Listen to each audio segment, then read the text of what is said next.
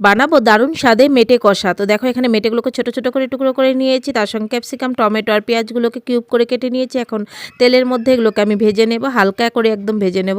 তারপর কড়ার মধ্যে তেল দিয়ে দিলাম তেজপাতা, শুকনো লঙ্কা, দারচিনি, এলাচ, তারপর রসুন ফোড়নে কাঁচা লঙ্কা, পেঁয়াজ কুচি আর টমেটো কুচি দিয়ে ভালো করে নাড়াচাড়া করে নিয়ে দিয়ে দেবো এখানে নুন দেওয়ার পর পেঁয়াজ আর টমেটোটা সুন্দর গলে গেছে, দিয়ে দিলাম আদা রসুনের পেস্ট, একটু নাড়াচাড়া করে নিয়ে হলুদ গুঁড়ো, লঙ্কা গুঁড়ো, জিরে গুঁড়ো, ধনে গুঁড়ো দিয়ে একটু মশলাটাকে ভালো করে কষিয়ে নিয়ে টক দইটাকে নিয়েছি, টক দইটাকে ভালো করে ফেটিয়ে দিয়ে দিলাম ওই মশলার মধ্যে। তারপর একটু জল দিয়ে দেবো সামান্য, তারপর দিয়ে দেবো সামান্য চিনি, ভালো করে কষিয়ে নিব যতক্ষণ না তেল ভেসে উঠছে।